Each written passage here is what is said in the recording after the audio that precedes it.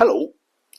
Someone sent a message in asking about the aeroplane, which sits and has now actually been moved into a more prominent position on my work table, but it was sitting at the back, and asking, why have you got an aeroplane when all you ever talk about is cars and old things? And it suddenly occurred to me, well, it didn't suddenly occur to me, it occurred to me that I've passed through a time period when flight has changed quite dramatically in many number of ways, and it had me reflecting on when my first flight was. And what I do remember, which is very little, was that it was either a Viscount or maybe a Douglas DC-3, certainly a prop plane.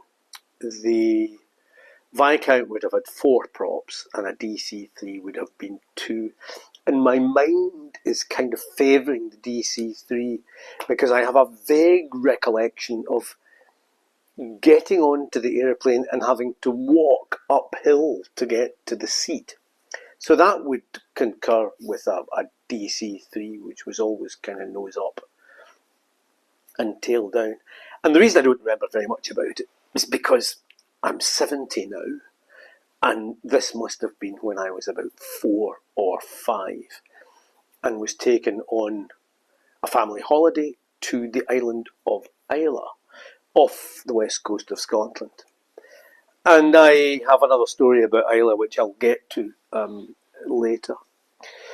The second flight was somewhat more embarrassing, I think, because it was 16 or maybe 17 years later.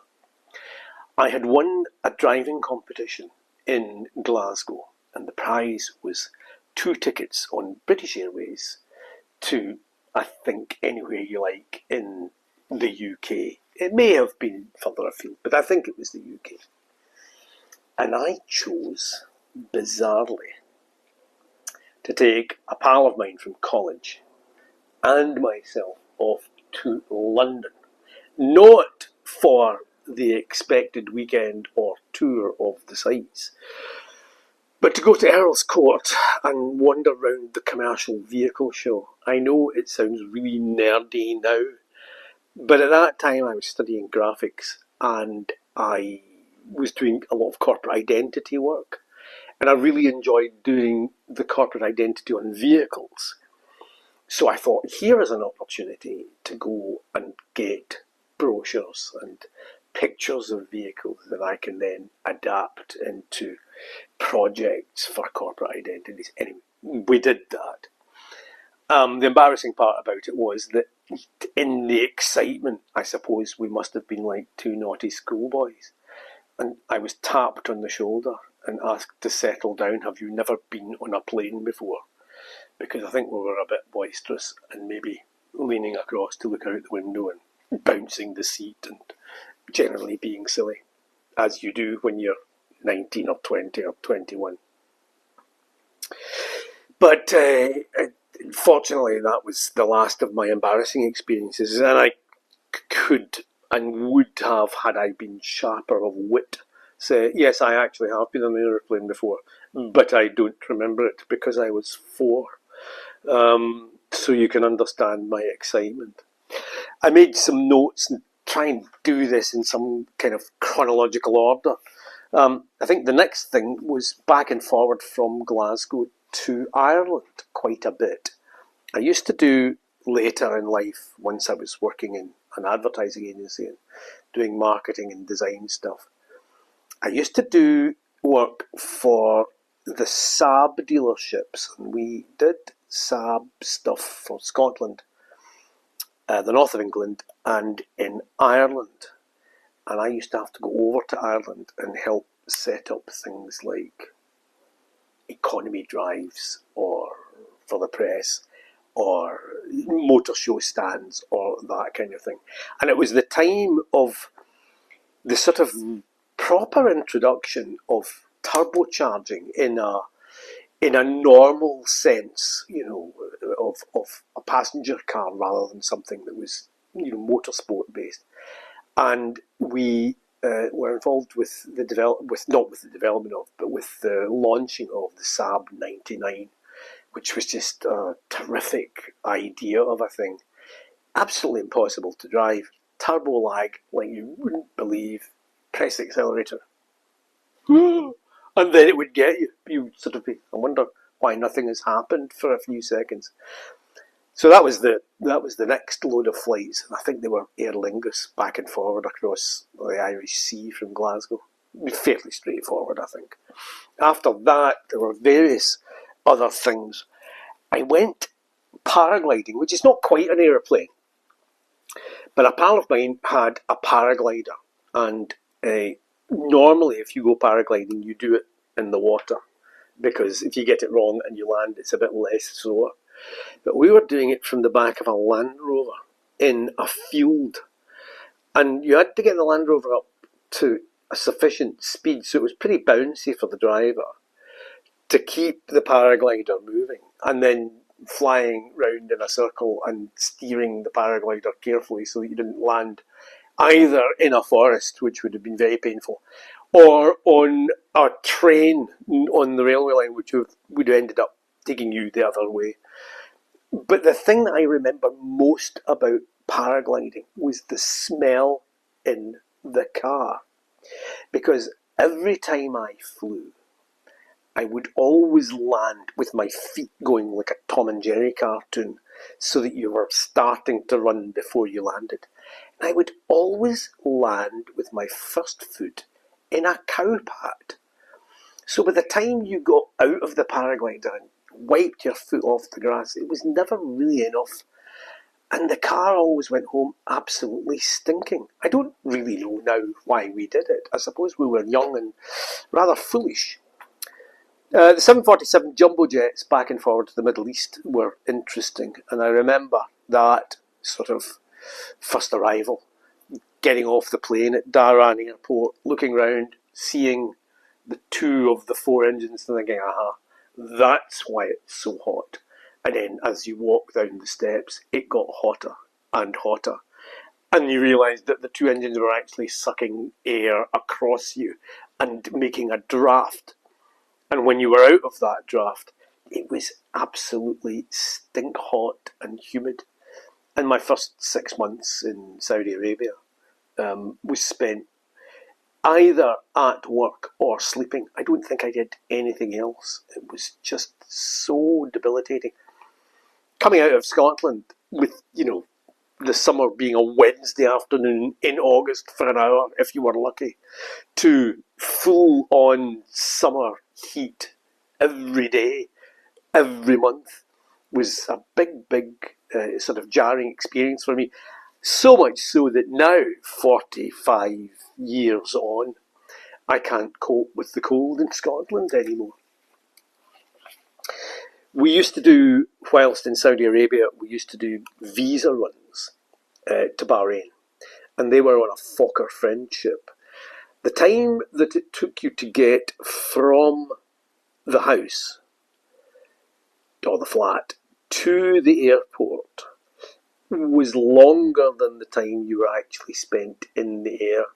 I think the flight time was something like 9 or 10 minutes from Dhahran to Bahrain. It was basically an island hop, similar to the sort of stuff that was done in Scotland, where to this day the shortest scheduled flight that you can book is an island hop on Lagan Air. And that leads me into my old chum Jim Andrew, who retired recently as base captain for Thomas Cook at Glasgow, and had a couple of hundred people and umpteen 757s, I think they would have been, under his wing, so to speak. And he and I spent the early days, or some of the early days, of his licensing procedure, the building up of ours, in some fairly rickety single-seaters, or not single-seaters, twin-seaters, single engine, and then two engines.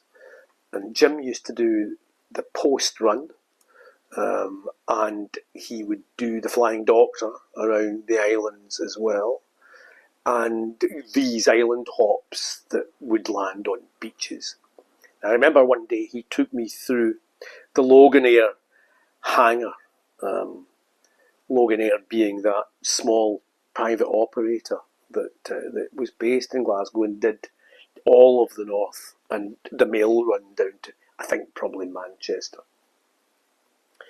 And there was John Snedden, our local sign writer, with his dolly and a brush, carefully painting a red cross through a very nice illustration of a sheep on the side of this aircraft. I asked what all this was about.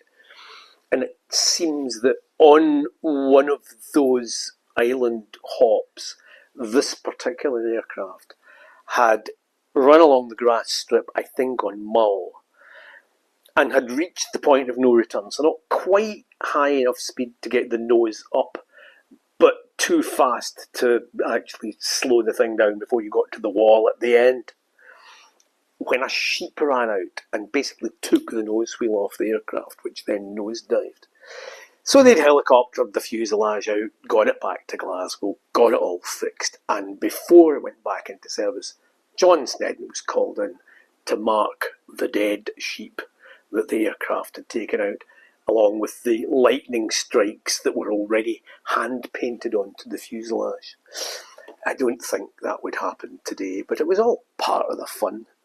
We flew up, Jim and I, to Lagan Engineering, which we had heard had been one of the centres where the Wilkes brothers had developed the first of the Land Rovers. And we'd heard that there might be some bits, still in the long grass, and it might be worth having a look around. We had a trials Land Rover together with another chap called Ian Crosby for many years, and did Land Rover trials all over Scotland with it, and in the north of England for that matter. But we thought, Lagan Engineering, maybe there'll be a find, something interesting. So we fly out of Glasgow, fly up to Skye, Saturday afternoon, maybe 2 o'clock, and think, we'll have a potter about here, and then fly back down, well before dark.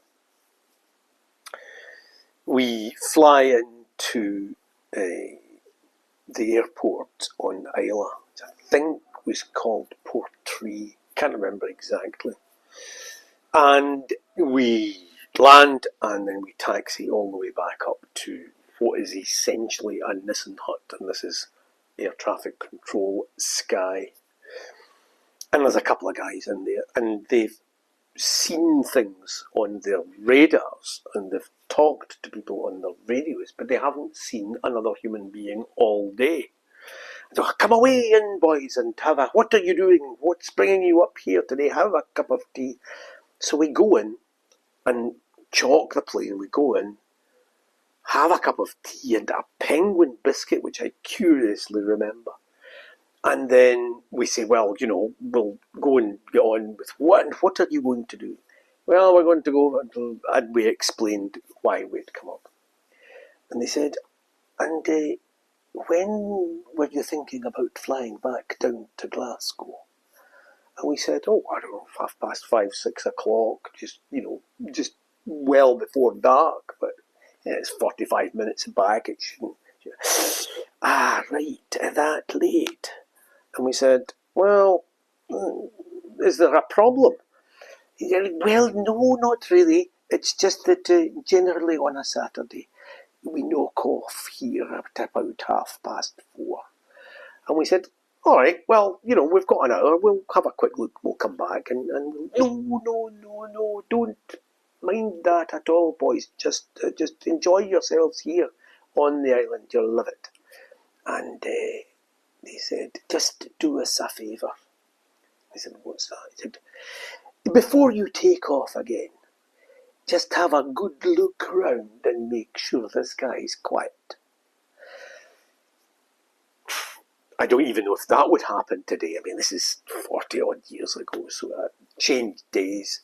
You'd probably never even get near an airport on your own, never mind walking about unescorted or without a guard or something. But sure enough, we went away, we didn't find anything. There was nothing to find. Lagan Engineering was pretty much a wreck of a building. So we came back, got in the plane, dechalked, and did exactly what they said. We taxied all the way up to the end of the runway, we turned round, we taxied all the way back down again, we had a good look round, and then we took off and went into Glasgow and radioed through into, I think it would be Prestwick before we got to the Glasgow call centre, and then had a trip down. The interesting thing about these small aircraft, especially in a big airport like Glasgow, is you've got to be very careful how you land, because if you get into the back of one of these bigger aircraft, the vortex that's created as it cuts through the air can flip a light aircraft onto its back. So you have to sort of wait for air traffic control to give you the right window, and then you'll see a jet coming in. You might be sort of doing a bit of circling out of the main flight path, and you'll see a jet come in, and then air traffic control will say, right, behind that British Airways or whatever it is, come in there and come at this speed and that height. And then we would go down almost perpendicular to that jet's flight path, and then just tuck in underneath it so that the vortex went over the top of you and you could fly in underneath it and get a spot landing without being buffeted too much. It's all quite interesting stuff, I suppose, for somebody that knew nothing about aircraft. I couldn't quite get my head round the idea of that kind of flying, because you couldn't really see over the dashboard. And I'd been used to British cars of the 50s and 60s, on which you could not trust the instruments. So I kind of didn't trust the instruments on the plane either. Jim went on, as I said, to work with Thomas Cook, and he took me down to Tenerife on, again, I think a 757, in the jump seat. And we flew down in the dark to Tenerife. And the most amazing thing about that, and this is something I didn't know, didn't have any reason to know, at 500 and whatever it is miles an hour that they're travelling down to Tenerife, there's somebody else coming out of Tenerife at 500 and whatever it is miles an hour. So you're passing, because there isn't much else to see up there, it's not exactly busy, but they're passing one another. The closing speed is 1,000 miles an hour, something like that. So you can imagine that if they weren't separated, it'd be pretty instant. But the most remarkable thing was they flashed their lights at one another as if it was two MGBs on a country road and tipping hats and waving pipes. But they were actually flashing lights at one another, the courtesy at, 30,000 feet and 1,000 miles an hour.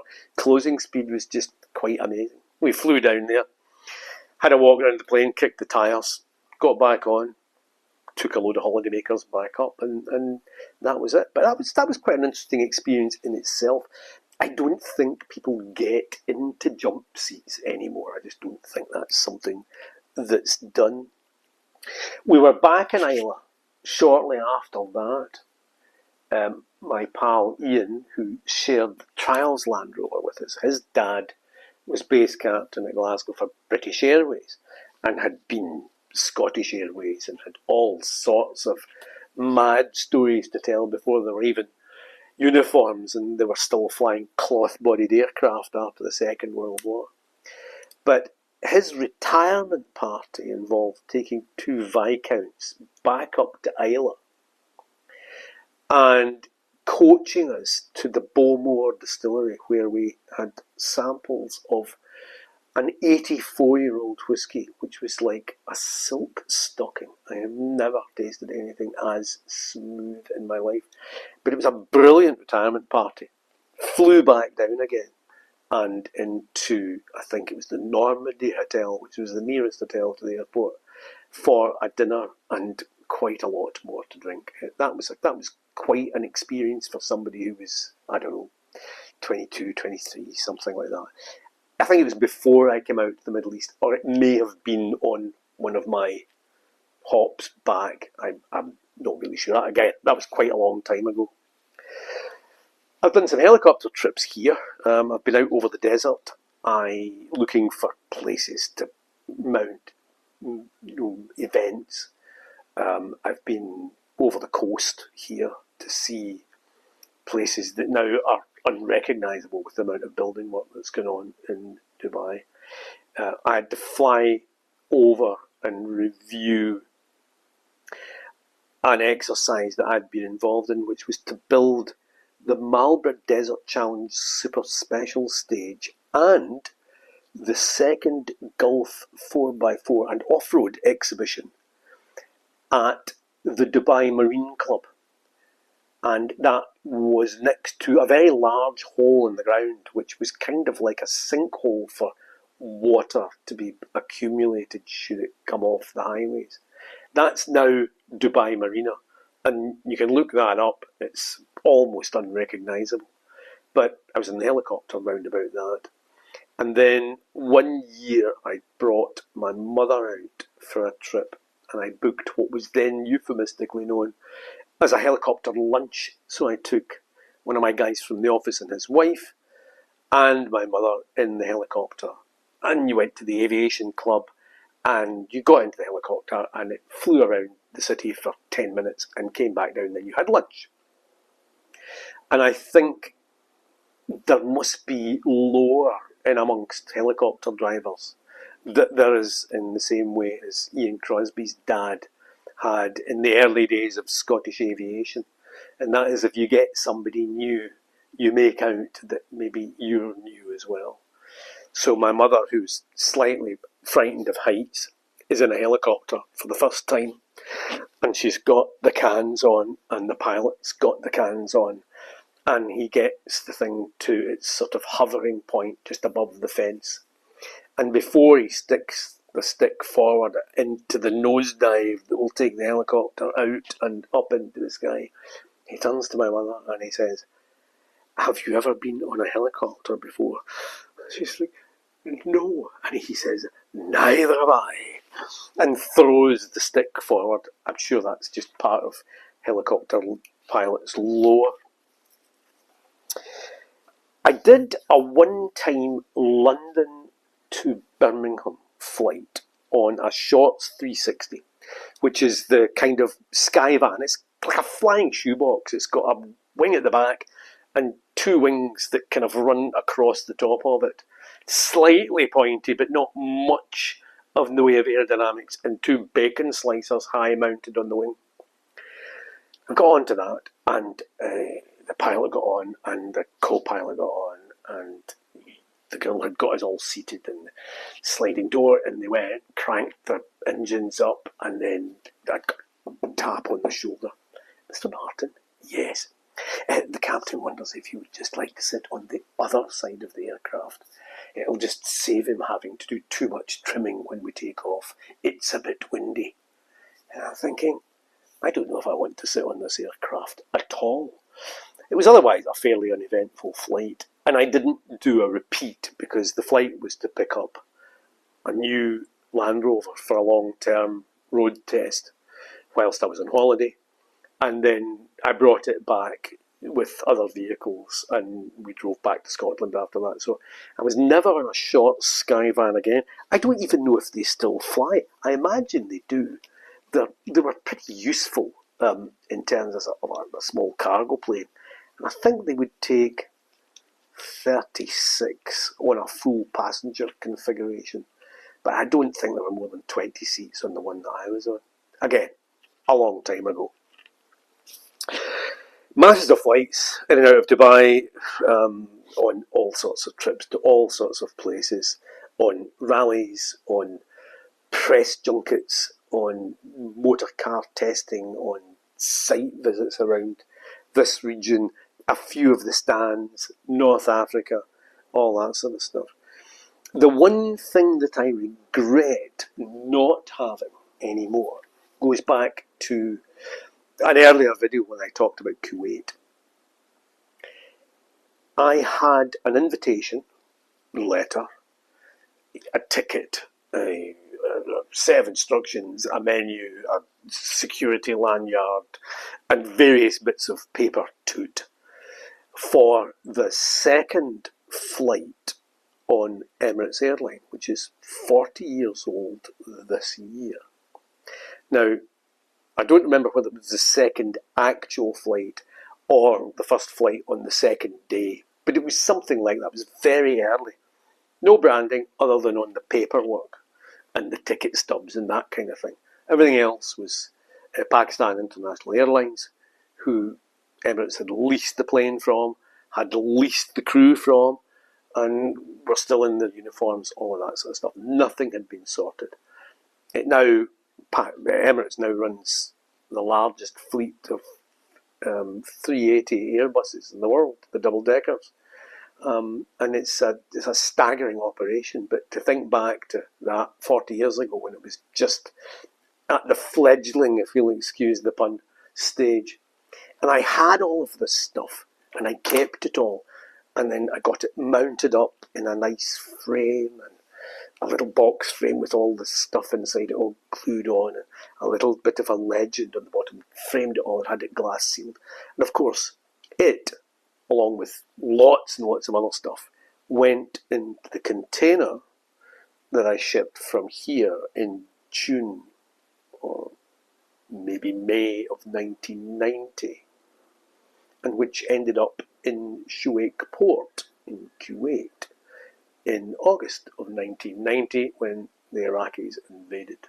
And that's the subject of a whole other video, which you can look back on. So it was a shame to lose all that, because of course I can't prove any of it now. That's really about it. The only other thing that I found most surprising was that, although I've never flown the thing, I've been on Concorde. There is one at the Scottish Aviation Museum, or the Scottish Museum of Flight, I think more correctly, at East Fortune down in the Borders. And that Concorde is there, and you can walk on and walk along it.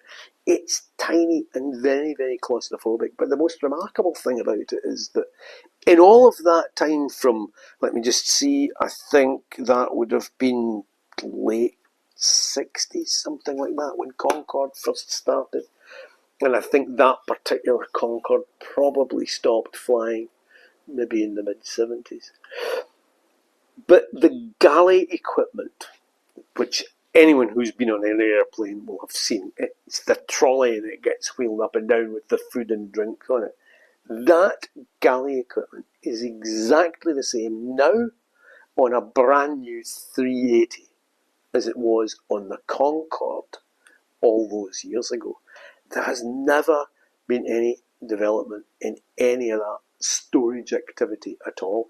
And that really is fascinating if you think back to paragliding and cloth-bodied aircraft in Scotland and through Concorde and into, the 380. All of that time, they've still used exactly the same stuff. And I think it's quite important at 70, as I am, to maybe get some of that down, because an awful lot of people who are under 40 are simply not going to realise that any of that stuff even existed fairly soon. We all came through a fairly sophisticated time in terms of aviation. And that's the only reason I mention it, is because somebody gave me a plane the other day there, and it got me going. Right, that'll be it. Time to finish my tea, and until next time, be seeing you. Drop us a line. Cheers.